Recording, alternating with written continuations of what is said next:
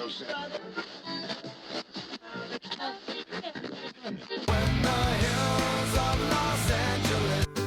Angeles, I'm and most Hollywood nights. She goes to California, oh, California. What you say about Los Angeles? LA got the people saying.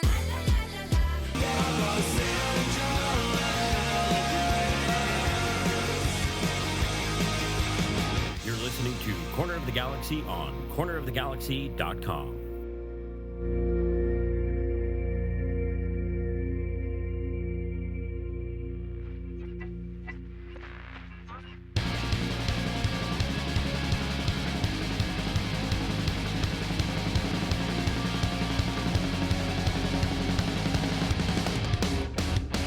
Welcome to Corner of the Galaxy on cornerofthegalaxy.com. I'm Josh Guesman along with Wendy Thomas, and on today's show we're going to recap the LA Galaxy's victory over the Portland Timbers. It may have been a bit of a smash and grab, but does anybody really care? It's another road win. We're also going to talk about Robbie Keane's contract renewal, a bit about the All-Star and homegrown games, as well as get you an update on LA Galaxy 2 and their next opponent. Then we get you ready for a big game in Seattle as the Sounders get ready to host the Galaxy without their longtime coach. It's a packed show, so let's get started. You're listening to Corner of the Galaxy on cornerofthegalaxy.com.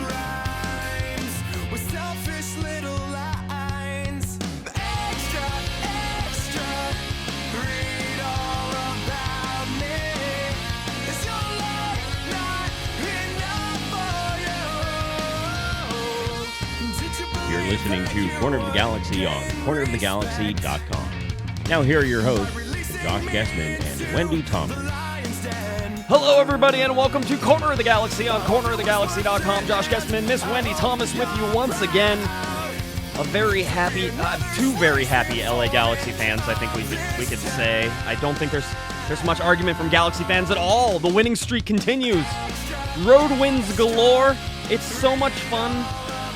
I almost don't want it to end, but of course it always could, Wendy. It's getting to the point where the laws of probability say that the LA Galaxy lose one of these games, right? I mean, isn't that where we're headed? Eventually, yes, but we do seem to be on a little bit of a hot streak, Josh. That's nice. That's nice after being a bit on a cold streak there for a while and not getting much done at all. Well, as I said last week, it does seem like the LA Galaxy have been playing like games of inches where we come really, really close, whether it's a close win or a close loss.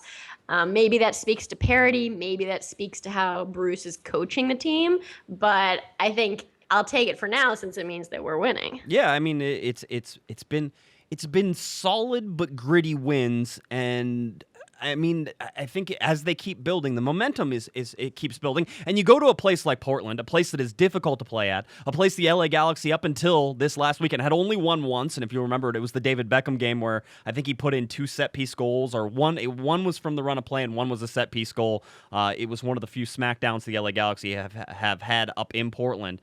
But you look at that and you put it with the rest of the wins that the LA Galaxy have been able to pull off recently, and it's starting to accumulate into something rather interesting. I don't know if we have our 90-minute performance yet, Wendy. I don't think that this game was that, and that's okay. Well, even Bruce sort of pointed that out, how in the road losses that we've had this year, how there was, I think, 3 of them, how 2 out of the 3 came after the 94th minute or something like that, one in Montreal. And I know we had a loss in Colorado that came at the very end. And I think that putting together that 90-minute game is something that Bruce has been talking about and something that we're still really looking for. I, for one, am looking for a really authoritative LA Galaxy team that puts their stamp on a game. And although we won in Portland, I still am waiting for that feeling. But I will say I enjoyed the game. It was gritty. It was a fun game to watch, actually. It was a pretty entertaining game. Yes. I was just sitting watching it in a bar, and I thought it was, sort of a fun game because I was tweeting it. Right. You were. And so I thought it was a fun game, but I wasn't ever convinced that like we absolutely had it in the bag. Yeah, I even said I think I tweeted during it sometime early in the second half that Portland's second goal was coming. I think I was right. I just don't think Portland knew that their second goal was coming because they just couldn't quite finish it. And, again, credit to the LA Galaxy defense. You look at what the Galaxy have been able to do in these last 4 MLS games where they've been able to beat teams, 1-0, 2-0, 1-0, 2-1. It's these 1-goal difference games that the Galaxy had been drawing, maybe even lost whenever you look at the Colorado game. And whenever you put it together, it's good to be on the positive side of that. The LA Galaxy have a league best plus 15 goal differential, which, again, it's just right now. At the beginning of the year, Wendy, it was, hey, score 5 goals and allow 2, and you got a plus 3 goal differential. And now it's, hey, score 1 or 2 goals, and then don't let the other team score, or let them only score once, and you're getting up, plus 1, plus 1, plus 1, plus 1, and that adds up.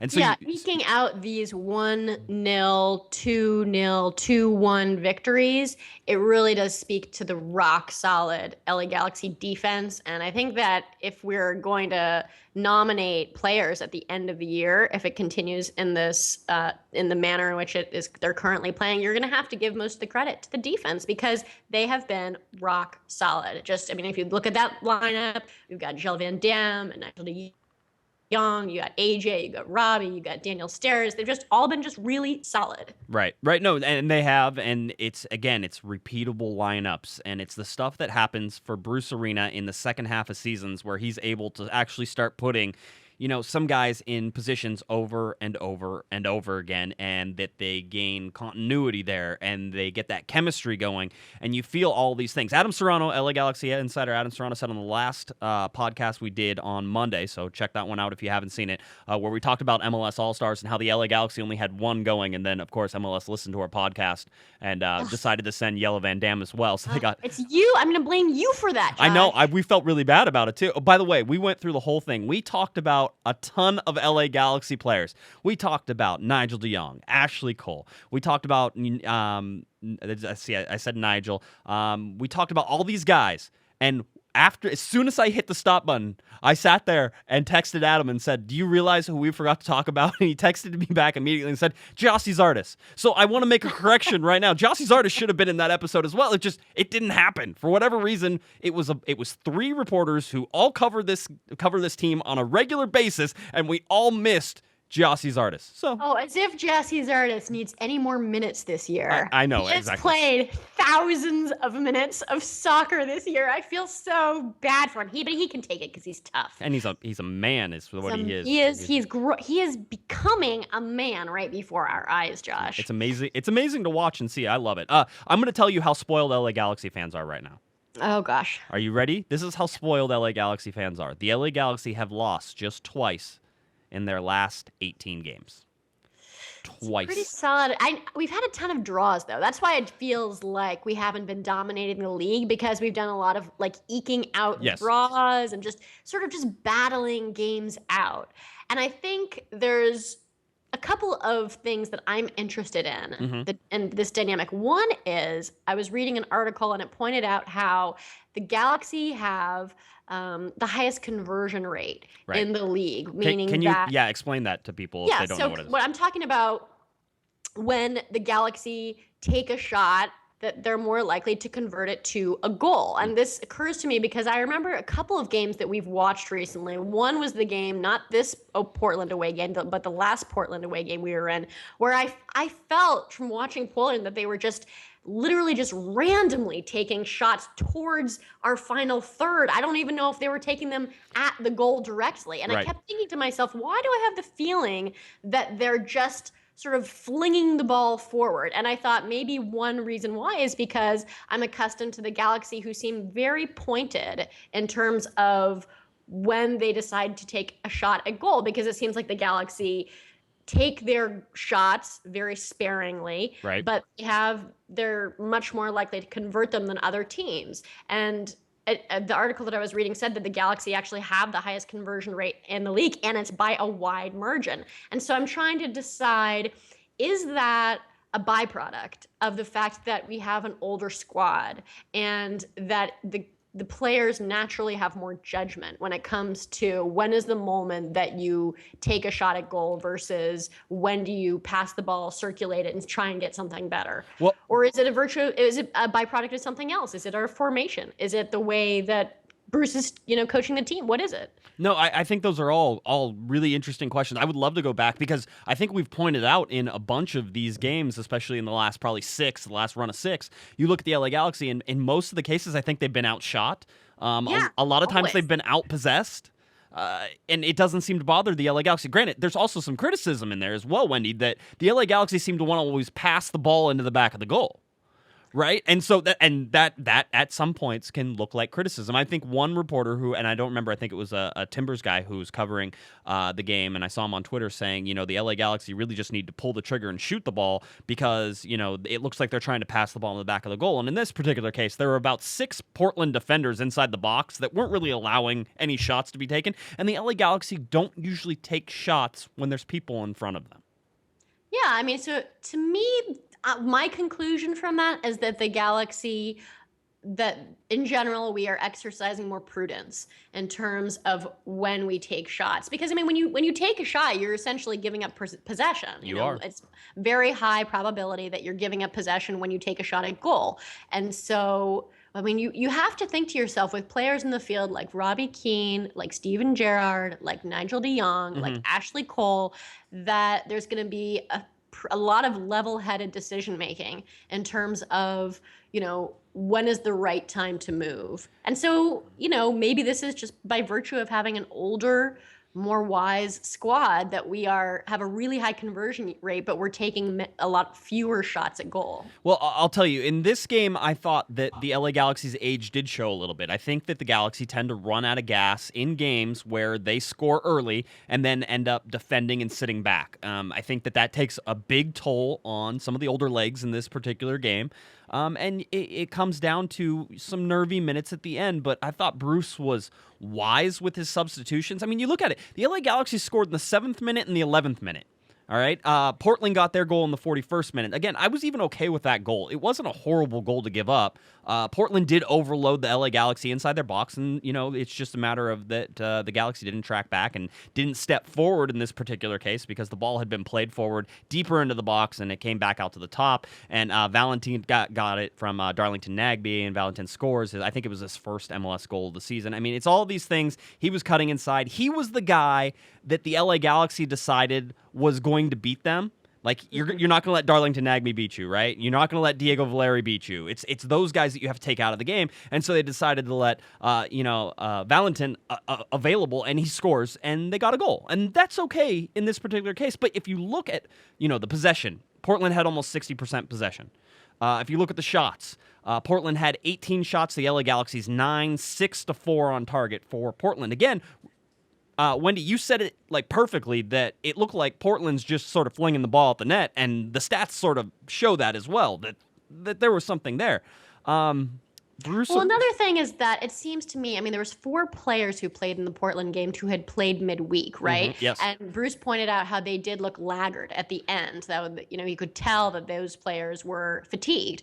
Another thing that I think is going on in MLS, especially second half of the season, this really starts to come through, is that I think that Bruce uses injury announcements as a way to manage the minutes for older players. Like, an older player will sit out a game because he picked up a knock in training, a quote unquote knock in training. Right. And I think I think most teams do this because essentially you don't have to be honest with your injury announcements at all in MLS. Right. The teams just announce anything. And so I think that basically he just rotates older players so that they don't have to play as many games as you would if you were a Giassi Zardes. Yep. And so that's his way of ensuring that they'll be able to make it through till August or October or November, wherever, towards the end of the season. Right. No, I think you can be onto something there. I will say that I don't think that happens probably as much as you would like it, as much as we'd probably like it to be. I really do believe that in this particular case that Steven Gerrard and Ashley Cole, He did pick up a knock. I believe in they training. both picked up knocks, and that whenever you don't train for the whole week as well, I mean, there's something there. At least those guys would be near the field. If they were going to pull something like this, you could have picked up a knock at the end of the week. You know, it was one of those, unless you just give them the whole time off. And training for the LA Galaxy, listen, I'm not going to say training isn't difficult for professional soccer players. It is. It's a lot of work. But they're out on the field for an hour. I mean, that's... Yeah, and they have past week, they had 2 days off. Yeah, and they had 2 days. They trained 2 days, they were off 2 days. It's a condensed schedule, right? All that stuff. So maybe you're right. But I think that... Unfortunately, in this case, I do believe Ashley Cole and Steven Gerrard were not available. And even if they were even close to being not available, even if they were like, hey, you know, my pinky toe is cramping a little bit, why would you play them on turf in Portland, especially whenever you have a ridiculously busy August coming up, just as busy as July? So it makes sense. And, you know, Ashley Cole... Listen, if it is something that Bruce is doing, I am not levying criticism against him because I think that it is a bit farcical that the league does not require the whole injury system to be a transparent one where you actually can only, you know, if a player's injured, it can only be based on injuries. And if Bruce uses everything tactically that he can, and so if he's doing this and other coaches are doing this, why shouldn't he? Why shouldn't he rotate Steven Gerrard so that he doesn't have to do as many away games? You know, why shouldn't he rotate Ashley Cole, who's 35 years old? Yes. You know, I mean, that's something that it does make some strategic sense to manage the minutes of these 35-year-old players we have, especially when you think that their value, you know, may be, you could weight it maybe towards the end of the season when you have knockout competitions, when that could really become important. Yeah, it's going to be, and I think that was always going to be Bruce's issue as far as managing minutes, and that's okay. I think that's what you want Bruce to do. He's there to make the tough decisions. He's got a bunch of tough decisions coming up. This team continues to progressively get older, which happens to teams. Just FYI, that happens to every team. Happened to Seattle. Exactly. I've said the same thing. Happened to Seattle. And that was really, you know, that's what they're going through right now, is having to rebuild now from the older players. Seattle's actually in a really interesting situation because in some ways their team was built in an analogous fashion to the LA Galaxy, but for the fact that the LA Galaxy added a bit more depth and we didn't have some of the salary problems that they had with that. They that the Seattle Sounders accrued these built-in financial restrictions due to the way they had structured the salaries of their players. And so we didn't do that in the same way that they did. But if you look at how the players have aged, you know, look at where our DPs are, how old they are. They're 36, 37. Yep. That's, you That's know, scary. That's kind of not manageable for a long term. Well, and listen, MLS is not a long-term league. Stop. I mean, Robbie Keane, I think the LA Galaxy got very lucky with Robbie Keane in being able to do what he was able to do for as long as he was. 5-6 years. Yeah, I mean, I think that is going to be, that's outside the norm. You have to find the perfect guy in the perfect situation at the perfect age to be able to pull that off like Robbie Keane has done. And, you know, I don't know that you're ever going to get that again. And if you're looking for another Robbie Keane, there may not be one. So that's difficult to manage. But you look how Bruce has structured contracts this year, and I think you pointed it out. I mean, short term. It's not there for the long term. Bruce does the hardcore short term contracts with players, which is sensible. It's going to be an interesting offseason, which, by the way, I got yelled at on a Facebook post because I was talking about Robbie Keane's contract, and they're saying this is not something we need to discuss now. We wait till the offseason, and then you can start planning. You know, if you're the coaches, you just put this off, and you start planning for the offseason after you win MLS Cup. And I wrote back and said, if you are not planning next year, this year, you're planning to fail. You're not doing a good job of what you're supposed to be doing. So anyway, that was fun. Robbie Keane gets a goal in this. Just in case everybody didn't know it, Robbie Keane is kind of amazing. We didn't know. And I think that there was a lot of stats being tweeted out. I think I retweeted a bunch of them about Robbie Keane and his goals. And when you look at the numbers, it is kind of ridiculous. Oh, it's way. And we're gonna get easy number of goals. Yeah, and a very limited amount of appearances, by the way, when it compared to how many goals he has. And we're gonna get to that in the second segment whenever we talk about Robbie Keane and his contract and all the thing that has come up there. Robbie Keane has played in 10 games this year. All right, so everybody who just wants to throw a designated player contract at him, he's only played 10 games. Euros, injuries, Both of those things, 10 games, but 7 goals in 10 games. So thank you very much, Robbie Yeah, Keane. I mean, imagine if he had played, how many games have we had? 18, 20, something 20. like that this year? That would have translated him to scoring like 15 goals.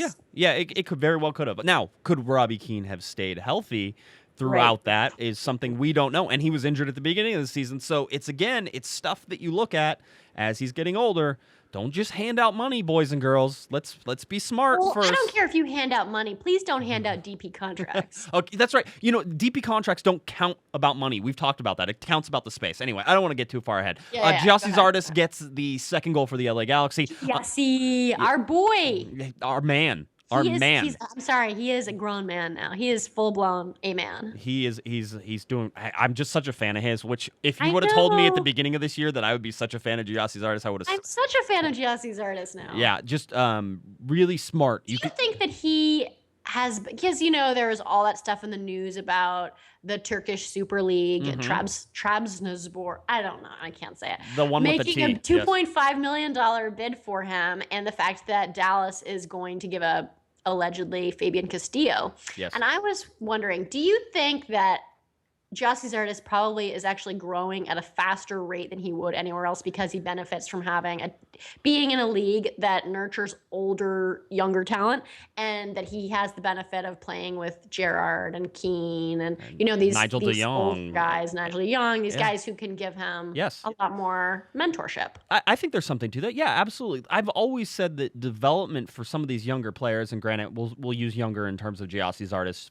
for the sake of this argument, but the younger players is about getting them minutes and about getting them playing time. And if you're in the incubator that is the LA Galaxy, if you can earn starting time like Zardes has done, and he's earned consistent starting time, being able to play with Robbie Keane or Steven Gerrard or Landon Donovan or, any of these guys who are out there, Nigel de Jong, Ashley Cole, Jelle Van Dam, the experienced players, even Mike McGee, Jeff Lorenowitz, playing with smart players, you hope eventually rubs off on you. And that was one of the knocks on Giassi Zardes, is that his soccer IQ maybe wasn't as high as it should have been whenever he came out, whenever the LA Galaxy signed him as a homegrown player. But you've seen that develop, and you can honestly say, if you don't see Robbie Keane's influence on Giassi Zardes, you're not watching the same games I am. So I think absolutely him staying at the LA Galaxy has led to his development and this skyrocket. I'll also say that him getting regular starting time minutes on the U.S. men's national team is a huge factor in his development as well. He didn't really start to defend until he became a national team player. And what he's been able to do there and bring it back to the LA Galaxy is great. The guy who I want to talk about in this game, one is Jelle Van Dam. Again, a monster game from him. Yeah, love him. He's turning into my LA Galaxy MVP. I don't know how I could give it to anybody else right now. If you made me vote, I would vote for him right now. I think I would too. Yeah, it's interesting. Then by the way, he had 2 great long balls. The first one over the top to Emmanuel Boateng, who great first touch, great turn. Boateng had himself a nice little first half that really, again, reminded us that he's capable of that. And so now you want to see it, consistency with him. If he can be consistent, you can see the havoc he causes on defenses. So I love that. Jelle Van Dam also had the ball over the top that Robbie Keane almost volleyed into the net. Which would have been a great goal, maybe the goal of the year for MLS so far. But there's lots of good ones out there. So there was that. Jelle Van Dam had a great game. The midfield had a great game, in my opinion. You look at the guys who worked their butts off, like Giassi Zardes. Giovanni Dos Santos disappeared a little bit for me again. Robbie Keane did enough. Robbie Keane scores goals, Wendy. I don't know. He's so opportunistic. That's what he is right now, and I don't know that you're seeing the same Robbie Keane that you have in years past, where he's creating everything and doing all. He's not that guy right now, but he's finishing whenever they ask him to finish, and except if it's a penalty kick, Robbie Keane. And listen, credit to the Portland Timbers; they played really well. I think that they actually had a better second half than we did because we were doing a lot of sitting back and defending. Yep. And also there was, remember, a very serious injury in this game. Nat Borchers went down, and it looks like he will be out for the rest of the season. Could be career-ending for him. He's an older guy. There's no guarantee he comes back from that. Super serious injury. Yeah, it is. It's too bad to see. I am glad that none of the Portland fans tried to blame Nigel de Jong for some reason because he wasn't involved. There was any way they could have. They would have. They would have. It was also great that Nigel de Jong was there in Portland, and every time he touched the ball. Well, every time he touched the ball until they were just you know what? I don't know if that really works that well, that tactic Not of to booing Nigel. every time a player gets the ball. It doesn't work on Nigel. I That's think for it sure. would work really well if you were doing that to like a first year,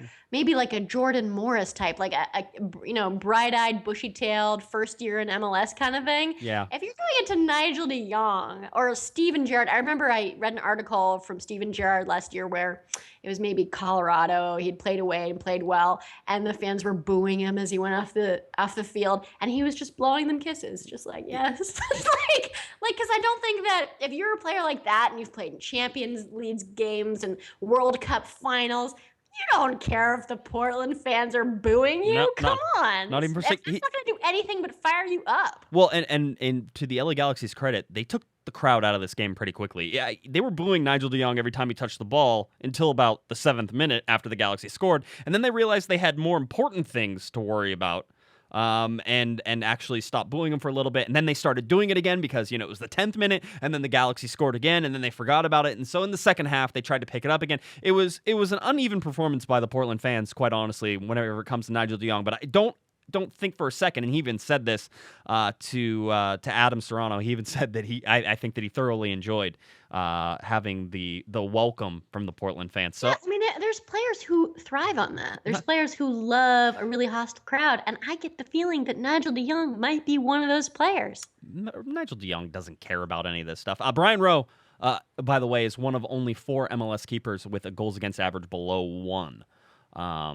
Brian Rowe is having himself but a lot of that is season. attributable to the back four. You say that, but let's remember earlier in the year when they were leaving him out, hanging out to dry. He's made some great saves. He's done what we've needed him to do. And for the LA Galaxy, they have a starter now that they don't have to look for next season. There's nobody to bring in. Brian Rowe stays with the LA Galaxy. Dan Kennedy goes somewhere else. Because that's how that needs to work. And Brian Rowe, by the way, if you're expecting Brian Rowe to make like $220,000 next year, that's not going to happen either. But Brian Rowe should. That shall never happen as long as Bruce Arena is coach, because Bruce Arena don't give a you-know-what about goalkeepers. Well, I mean, Dan Kennedy making some money right now, but at the same time, Brian Rowe, you have him young, you've developed him, he's yours, you have him on a low contract, you can bump his salary, which I expect them to do, right? But it's not going to be something outrageous or anything like that. Brian Rowe having a very, very good season right now, and I would say a solid season. Top 5 goalkeeper in Major League Soccer right now. No. Oh yeah, absolutely.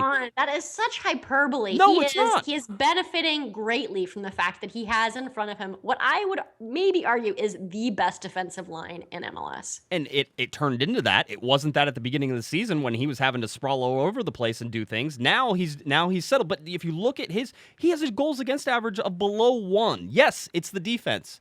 Yes, that's a good part of it. Defense, but whenever exactly. he's called upon to make a save, he's made a save. fine keeper. He's a fine keeper. He is not one of the best 5 goalkeepers in MLS. I think Zach McMath is maybe the best goalkeeper in Major League Soccer right now. By the way, not starting for Colorado anymore because Tim Howard came in. Andre Blake for Philadelphia. Unbelievable. Great. I love Luis Robles. I don't think he's putting up the stats he is because you look at Luis Robles. Instead, Vancouver. I like Usted. I don't love his game. I like Nick Raimondo better, and Nick Raimondo's getting killed right now because How old is Nick Raimondo now? Come on. I don't know. How old is he? He never 40? ages. It doesn't matter. He never changes height. He doesn't get any taller, and he doesn't get any older. I think you have to start talking about Brian Rowe. And if we disagree on that, that's fine. You've been chatting with LA Galaxy folks too much. His stats listen, prove our defense that is out. Outstanding. Brian Rowe, very nice, very solid keeper. Our defense has been outstanding in the last 6 games. Brian Rowe has a goals against average of -1. First of all, Dan Kennedy was playing at the beginning of the season, so it wasn't for 30 minutes. For 30 minutes, he played for 30 minutes. Brian Rowe has played in 20 games this year, all 20 Major League Soccer. Really only played 30 minutes. I don't even think it was that long. quite honestly. Oh my goodness. Yes. So anyway, all right. Well, if you guys disagree with the Brian Rowe thing, you can call us in here in the second segment. We can talk about it. If you think I'm crazy, tell me. If you think Wendy's crazy, that we signed. if we think Wendy's crazy, which I think she's crazy, go ahead and give us a call as well. It's our defense. We're already getting tweets that are saying Rowe's a little more than solid, so I think you're going to lose on this one. He's a fine keeper. He's a fine keeper. Not one of the 5 best in MLS. He is one of the 5 best keepers in Major League. I can edit it to make it sound like that, Wendy. No problem. All right, we're going to go ahead and take a quick break. Whenever we get back, we have a bunch more still to get to, LA Galaxy news, and of course, getting you ready for the game in Seattle. A lot more to come right here on cornerofthegalaxy.com.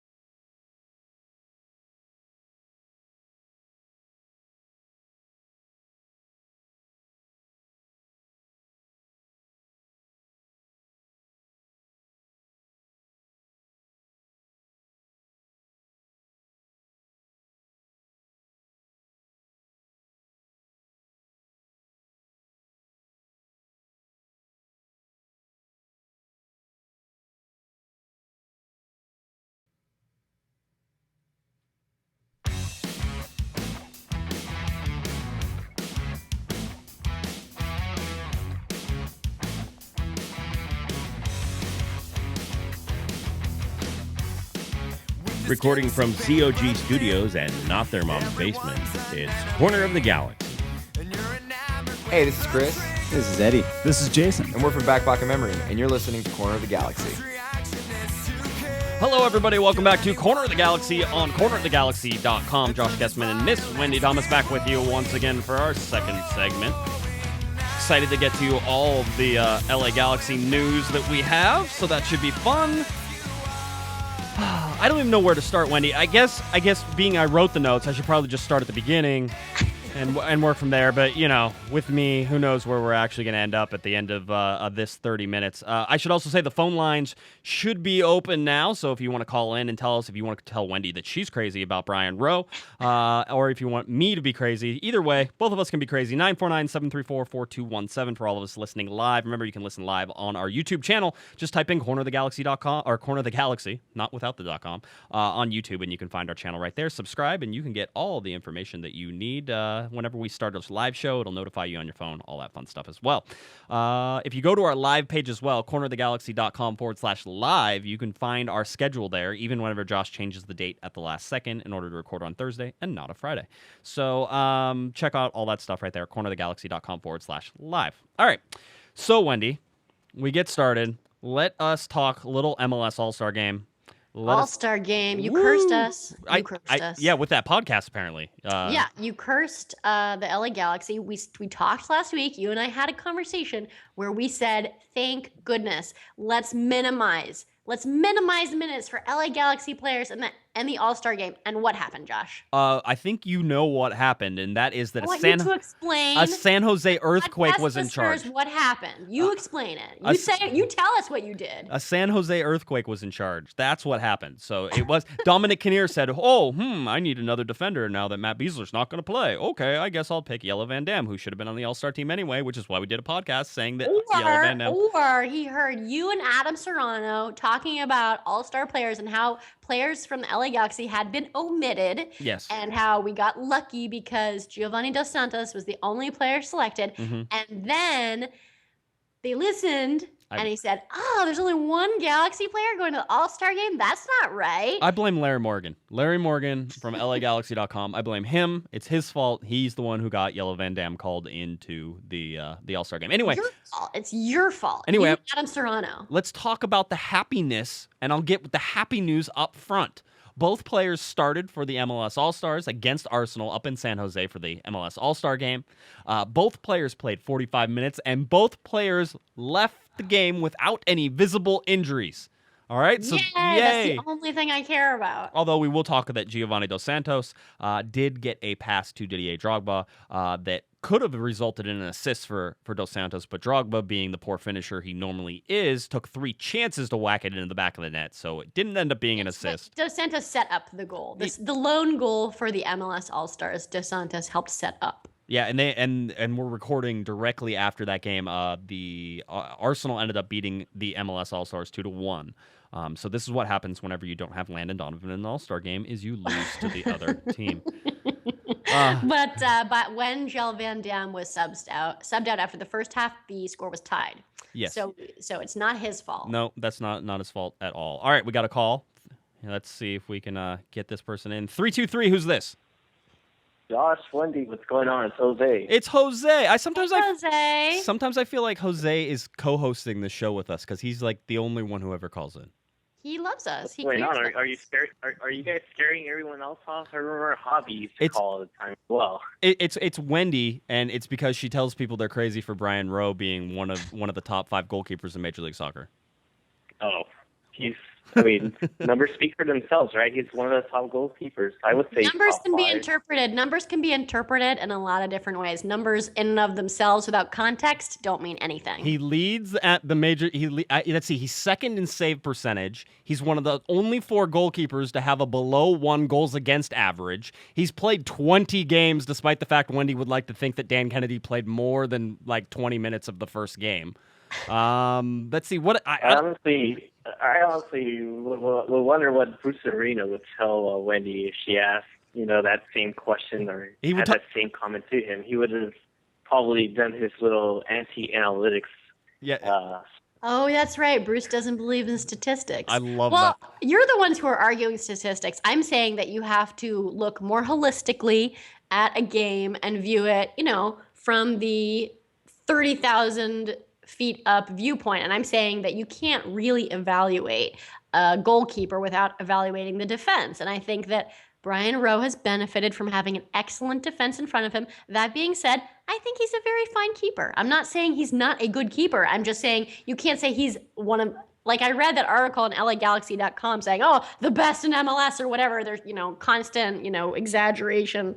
And I'm just saying he's a very, very nice keeper. He's good. He's not one of the best in MLS. Yeah, but he is. But I keep hearing you say he's fine. Like he's fine. He's good. He's nice. He's good. I don't know what you just say. He's not creating miracles. I mean, he's not, Why don't you just throw him under the bus a little bit more? He's nice. He's fine. I've been there before. I know. I've felt that wrath from a woman before. I know what fine and, it's great. Don't worry about it. And, Wendy, are you still holding a grudge against him for the Montreal game? Yeah. No, the Montreal, that was a weird fluke error. I mean, it was his fault, but that was weird, strange fluke error. I don't think that he is one of the best keepers in MLS. I'm very sorry. I think that our defensive line is the best defensive line in MLS. And that's why, I think that he benefits a little bit. His numbers benefit a little bit from having such an excellent defense. I bet if you put Brian Rowe on the phone with us right now, he wouldn't fight with me about this too. If you said, Brian Rowe, is your job made a heck of a lot easier by the fact that you have maybe the best defensive line in front of you? He would say, heck yes, it is. Well, first of all, what goalkeepers, Jose, I'm going to get to you in just a second. Hold on one second. First of all, Sure thing. no goalkeeper in their right mind would throw their defense under the bus and say, oh no, they're a horrible defense and it's all me. Or even if they were horrible, they'd be like, they're horrible, or we all just need to get better as a unit. Of course, it's a sum. It's a sum of the total, and I get that. And I'm not arguing that fact. But you think that the LA Galaxy defense has been good throughout the year, and they have not been good throughout the year. They struggled early at the beginning of the season. Even whenever I said, oh, don't worry about the defense, they're going to be fine. That's the one thing we won't have to worry about. That is true that we did have to worry about them because the offense was winning games earlier in the season, and the defense has just come along probably in the last, I'll say it's definitely outside the 6 games because it has been, but in the last 10 games, so you had 10 games of so-so defense, and Brian Rowe's goals against average is still under 1. That means something. His save percentage is high. Your recollection that our defense started clicking 6 games ago is not consistent with my recollection. I said 10 games. I even gave it an extra 4 games. My recollection is that our defense this year has not been the problem, that our offense this year has been the problem. The offense has been hit and miss. I will definitely agree with that. But the defense earlier in the year was not this unit. First of all, it wasn't even good, but I bet if you compared it to other defenses in MLS, all of which early in the season struggle, that we were probably doing above par. Maybe. Anyway, what does Jose have? Yeah, let's get to Jose. What's your Go ahead. question? Yeah, let's get on to something that we could all agree on, and this is even including all Galaxy fans. The All-Star Game is stupid. I don't know why we still have it. I mean, you have, for instance, NYCFC, for instance, right? They have Andrea Pirlo, who flew, 6 hours to get to San Jose, and he played, 20 minutes? Yeah. And he goes off. Him and Villa. Fly 6 hours back to New York. Yeah. Yeah, I mean, it's kind of one of those things where it's, you get tired of just the travel itself. I'm not sure where the All-Star Game is going to be held next year, but, I mean, it's one of those things where it's just a pain, and then you're risking your players to get injured. Yeah. Go ahead, Wendy, sorry. I think it's going to be held at the Orlando's new stadium. That's what I think. It very well could. Listen, I mean, here is what the All-Star Game is, and I will tell you this from experience because I've experienced it both ways. The big sponsor event used to be MLS Cup, right? Because they predetermined MLS Cup where it was going to be. In 2011, it was held in Los Angeles. It was always going to be held in Los Angeles in 2011, and then the Galaxy ended up being in it and held it in Los Angeles. And then in 2012, they decided, hey, let's let the home team basically host the All-Star Game. And then it ended up being Los Angeles, and they hosted it in 2012. And that's how it's been ever since. But the event in 2011, from terms of sponsors being set up, Jose, and the visibility of the league was put more on that MLS Cup game rather than the All-Star Game. The All-Star Game was big, but it wasn't as big as MLS Cup because you had all this time to plan and you could get everybody in one spot, and the events for the 2011 All-Star Game were amazing compared to the 2012. 2012 was rushed because it is rushed whenever you have to host it sort of last minute. So I get that. And the format, people have been criticizing the format where you have the MLS All-Stars versus, some super team, whether it's Arsenal or somebody or Chelsea or Everton or, the reason they're Bayern Munich last year. Yeah, Bayern Munich, right? All these things. The reason they do that is because that puts it on an international stage. So you're getting the sponsors and you're putting it on the international stage. That's why this All-Star Game exists in the format that it exists in, and that's its only purpose. And as long as you understand that that's its only purpose, I have no problem with it. I'm just not going to get excited about it. It's not something... It feels super forced. It is such a transparent marketing ploy. There is nothing competitive to it. It's such a device that is deployed by the ownership of MLS to put all these names under one roof and to say, look, we have real players. And it just feels forced. Well, it is forced. But that's okay. Forced because now they're forcing players to play unless they have an injury, correct? Yeah, if so, the whole injury rule. If you skip the All-Star Game, you have to miss the next league game, which is hurting some players who are actually injured, by the way. Might be available for this weekend because they've rested and they've been injured for games before this. I think Liam Ridgewell is the one from Portland, so I mean, Crimea River, Portland, whatever. That type of thing. It's not working. I think they're going to adjust that rule a little bit. That type of thing. It's bad, Jose. I don't know what to tell you. It's not for me, it's not fun to watch. I enjoyed the homegrown game the night before, by the way, which we're going to talk about here in just a second. But I enjoyed the homegrown game the night before much more than the All-Star game, and maybe that's what the All-Star game should turn into is sort of this young talent exhibition that maybe we should do like they have 24 under 24. Why don't we do something like that, like the youngest up and coming players in MLS, or an all an all homegrown game or something like that, where it's just young players, because putting minutes and miles on Andrea Pirlo, I mean, the guy is coming in on 40. He's flying 3,000 miles to San Francisco only to go back to New York City. It's ridiculous. It's bad, but the reason that you do that, again, it's international exposure. It's trying to show that MLS has all these stars, and this is what they're doing. They can play against these guys. All right, Jose, anything else for you, buddy? So we agree that the All-Star game is pretty stupid, right? Yes, we agree that it's stupid. Right on. All right, guys. Thanks again for taking my call. All right, thanks, Jose. All right, so there we go. I'm predicting next year it's going to be in Orlando. Yeah, I think that's probably a pretty good one. The one that you could probably predict after that is probably Atlanta. I'm guessing either Atlanta. Because they want any new stadium. They always want to baptize new stadiums. Yeah, and why not? That's fine. Again, I don't have as much of an issue with it. I do agree that it's stupid. I don't like it. It scares me to death that somebody's going to get hurt. I just don't want any of our players. If they would do it without the Galaxy, I'd be okay with it. Well, that's why I always say vote everybody else's players into the All-Star game. The homegrown game, Jack McBean, homegrown player again, because MLS decided to change its mind, despite the fact that Wait, he's homegrown again? Yeah. Wait. Mm-hmm. Wait. That happened just before his announcement. And I asked you, I demanded to know why he wasn't homegrown. Yeah. You check. They say he's homegrown. Then you tell me, no, he's not homegrown anymore. Now you're telling me he's back to being homegrown? Yes, and by the way, this is not me being wrong. Okay, this isn't Josh decided that, Jack McBean wasn't a homegrown anymore. Josh confirmed with Major League Soccer, directly from Major League Soccer, that Jack McBean was no longer a homegrown player after they had first announced that he was a homegrown and then changed his status to not homegrown. They have now, once again, and just before he was announced onto the MLS's homegrown player team, or the homegrown player game, the Chipotle homegrown player game. I should probably put it in there as well. Why not? They paid for it.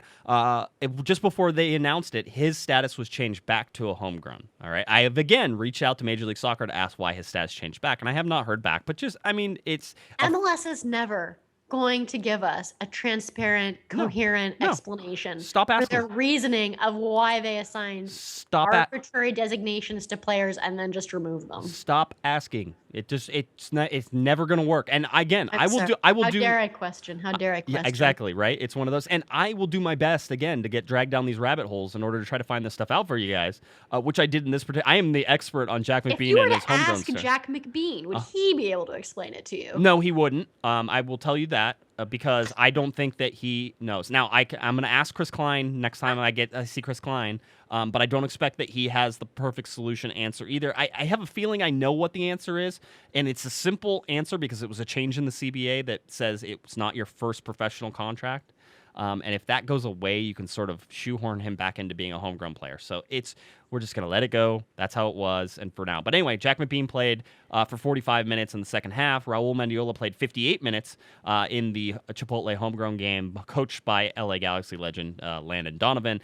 They played against the Mexico U20 team, and they lost that game. So 2-0 to well, that's another thing is with these all-star teams and stuff, you realize that there's absolutely no way you can replicate what it would actually be like to have these players in a team, because when you put together 20 players who've never played before, it's just like herding cats. Yeah. I mean, you're just basically throwing players in a field saying, hey, go get them. They're very smart players for the most part, and they do a decent enough job coming together. But you're absolutely right. If you got these guys and they trained together for a season, it would be a totally different thing. And but we would kill everyone if you had like Pirlo and Gerrard and just all these legendary players all playing together on a team. That would be ridiculous. All right, LA Galaxy 2. Let's get through some LA Galaxy 2 news as well, because I still want to talk about Robbie Keane. We still got to talk about Seattle, and we got 12 minutes to do it all. Okay, go ahead. All right, here we go. LA Galaxy 2 beat San Antonio FC on the road 3-2. LA Galaxy 2 on a nice little winning streak as well. As the senior team is, so is the USL LA Galaxy 2. They are now tied for first place in the Western Conference with the Vancouver Whitecaps. 9 wins for LA Galaxy 2, 10 wins for the Vancouver Whitecaps, but both teams on 35 points. All right. Goals for, by the way, LA Galaxy 2 have 40, and I believe they lead the league in that category, thanks to the league-leading goal scorer Jack McBean, who also got a goal in this game. Jaime Villarreal got a goal in this game, as well as Jose Villarreal. The big deal about all this and why I want to bring it up is LA Galaxy 2 will play on Saturday, July 30th at 7:30 p.m. against the Orange County Blues. This is down in Orange County, not too far away from the studio here, at UCI's Anteater Stadium. So I think Angel City Brigade is getting a nice group together to go and cheer on LA Galaxy 2, being the senior team is away and playing the next day on Sunday, so no conflict there. 7:30 p.m., July 30th, Saturday, Orange County Blues take on the LA Galaxy 2 down in Orange County at UCI's stadium there. So a good chance to see Jack McBean, Raul Mendiola. I think Raul Mendiola is probably slotted as my next person to make a splash for the senior team, as far as I'm concerned right now. At least that's how I see them playing whenever I watch LA Galaxy 2. So I'm reading between the lines. What you're saying is party at the CoG Studio? Yeah, I wish, because of course, the one time the game is approximately 12 minutes from my house. I, of course, have plans on a Saturday night. So that, of course, I know. Otherwise, yes, there could have been a party right here at the studio if we wanted to do that. We're going to skip over LA Galaxy schedule. The thing you need to know about the LA Galaxy schedule is there's 6 games in August, 3 home games in 1 week. And that starts August 7th, August 10th, August 13th with New York, FC Dallas in the U.S. Open Cup semifinals, and then the Colorado Rapids at home the following Saturday. So it goes Sunday, Wednesday, Saturday. That's the big thing to look at, and then they fly across the country for New York City, play a little in Chicago, and then come home to host the Vancouver Whitecaps. See, I did the schedule, Wendy, even when I said I was going to skip it over. You're so conscientious. I'll tell you. Robbie Keane contract real quick. Let's see if we can make this quick. Okay.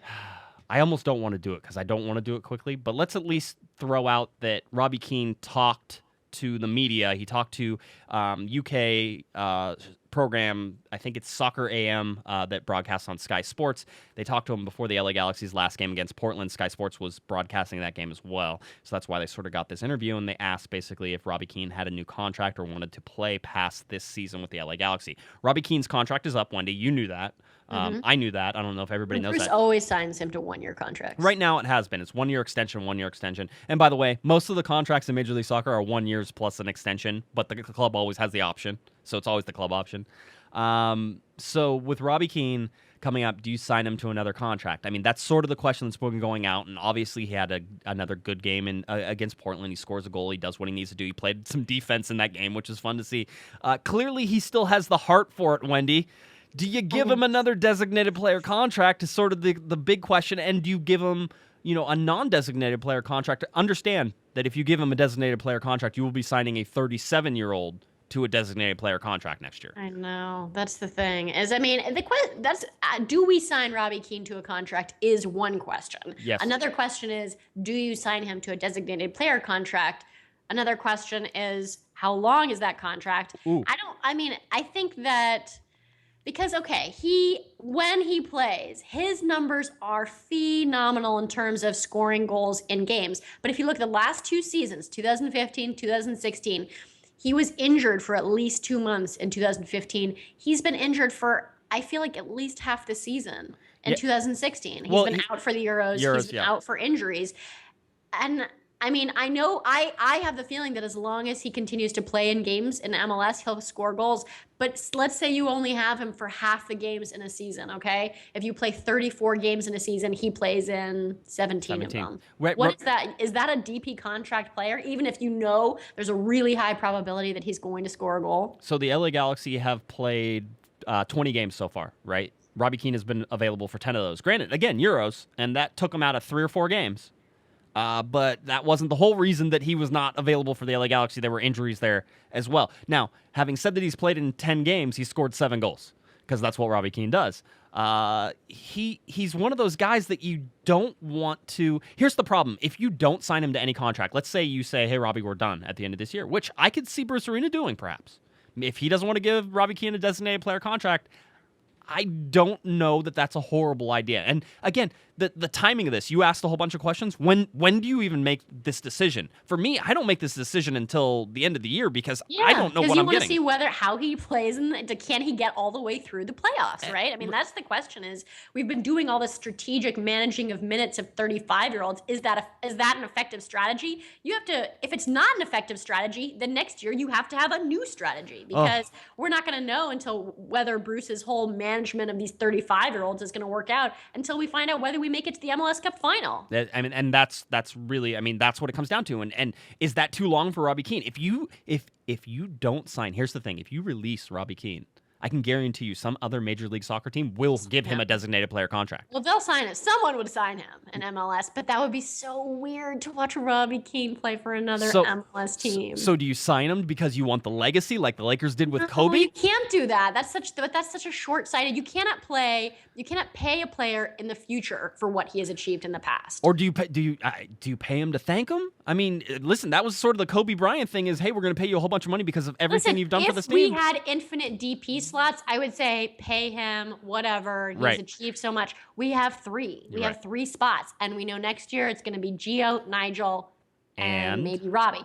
And you're talking about giving 2 DP slots to players who essentially do the same thing. Yes, that's true. Giovanni Dos Santos, Robbie Keane play almost the exact same position. Is that an intelligent thing to do? I mean, I know this is crazy because it would kill me to see Robbie Keane playing for another MLS team. It really would. No, it would. It would kill me. All right, 5 minutes. We're gonna switch gears. All right. So listen, the Robbie Keane, that's gonna continue. That talk is gonna continue, and I'm sure if you guys have an opinion on it, you could tweet it at us at Galaxy Podcast. You can email it to us, cornerofthegalaxy@gmail.com. Send it in. I will read whatever you want. If you want to call into the COG hotline and leave us a message, you can do that. 949-385-2641. Do the LA Galaxy keep Robbie Keane? I don't want to just hear a yes or no answer. That's a cop-out. Yes, designated player contract. Sign him now. No, non-DP contract. Wait till the end of the season. All that stuff are your answers there because this is not a simple yes or no question. All right, LA Galaxy versus the Seattle Sounders coming up Sunday, July 31st, 2016. It is a 1 p.m. Pacific kickoff time. This game will be broadcast again nationally on ESPN. Whenever the LA Galaxy play in nationally televised games, they are 6-0-0 right now. They win every single time. Hollywood, it's exactly. Turn the lights on, see what shows up. Hollywood, you want to see the stars, baby. Seattle 6-12-2 for 20 points in 20 games played. The LA Galaxy 9-3-8 for 35 points in 20 games played. That is the difference between 3rd in the Western Conference for the LA Galaxy and 9th in the Western Conference for the Seattle Sounders. Here is the wild card. Wild card time. Siggy Schmidt got fired after a disappointing, ugly, completely lacked any energy loss to Sporting Kansas City in Sporting KC in hot weather, 3-0 for Sporting KC. Seattle looked like they didn't want to be there, and that very well could have been the case because Siggy got, I can't say they got fired because he left by mutual consent, but you know what that means. Yeah, I don't think it was that mutual. I mean, no, it was a total capitulation in Kansas City, but in a weird way, I'm obviously not surprised by this, but I really wish they had waited until after this upcoming game, because I know some people might say, oh no, but the chaos of, having the assistant coach Brian Schmetzer step in, he's their assistant, he's now the interim coach, sometimes right after a coach is fired, that's when the team starts to cohere and starts to play well. Right. And so I don't know what's going to happen.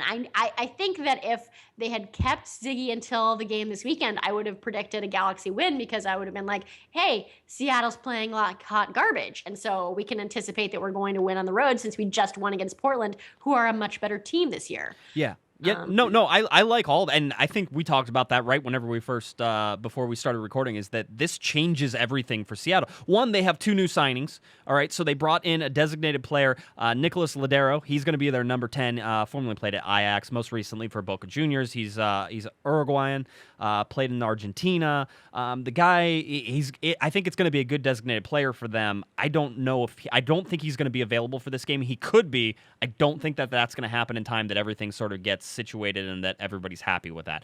They also signed Alvaro Fernandez, Flaco Fernandez. Yeah, Flacco. Who comes back to Seattle after having played there, I think, in 2012. So he comes back. Listen, he's also a Uruguayan midfielder. I think maybe they did this that way. Ladero's going to have one of his buddies they are friends in the midfield and in Seattle. And apparently Flacco was talking up Seattle to Ladero. So, you sort of put all that stuff in there. It sounds like Flacco, Alvaro Fernandez, will be available for the LA Galaxy game on Sunday. So, again, some new players, new coach, new life probably, because I heard that there were Sounders players who were walking out of training sessions. Yeah, there's a lot of gossip. I was reading articles, and I don't know how much truth. How much credence you give to allegations that Clint Dempsey wasn't speaking to Siggy, or that there was players who were leaving in the middle of trainings. Because you have to think that if there's an interim coach that's just stepped in, that's not going to happen. They're going to be like, let's come together, guys. Let's work for the team. And so maybe we're going to see a resilient new Seattle Sounders. I will say this: you can definitely credit the LA Galaxy, Wendy, for having knocked Siggy Schmidt out of his coaching position, because the Galaxy did beat the Sounders twice in the month of July already. This will be the third time they play them. They're 2-0-0 so far, so they have a chance to sweep Seattle in the month of July, and then they won't have to face them again, I think, until September. So, and we have one more game, but I think that game's at the StubHub Center. Yeah, that one is. Yeah, that's the one in September. I think it's September 25th, if I remember correctly, without looking at the schedule, so don't quote me. That Seattle will come to StubHub Center for the final meeting of those two teams this season. So there you go. LA Galaxy take on the Seattle Sounders up in Seattle again.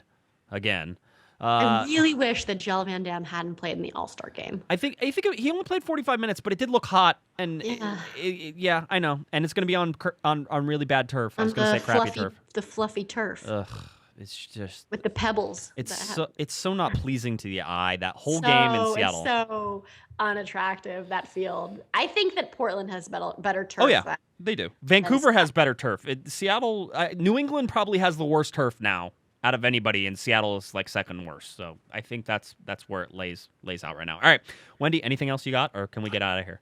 Let's get out of here. All right, go tell people where they can find you. You can find me at cornerofthegalaxy.com and American Soccer Now, and on Twitter at Bardswan. All right, if you're looking for me on Twitter, at JGuesman, JGUESMAN, and of course at Galaxy Podcast. That's usually me. Sometimes it's Wendy, but usually me. Go there at Galaxy Podcast. You can follow our Twitter stuff. Go to cornerofthegalaxy.com for all of our shows, our podcasts, our articles, all that fun stuff right there at cornerofthegalaxy.com. Big game for the LA Galaxy on Sunday. Keep this rolling 6-game unbeaten streak in all competitions. Let's see how they can go, how they can do. This is going to be interesting to see what happens up in Seattle with the new coach and all that fun stuff. All right. For Wendy Thomas, I'm Josh Guesman. You've been listening to Corner of the Galaxy on cornerofthegalaxy.com. You have a great one, everybody.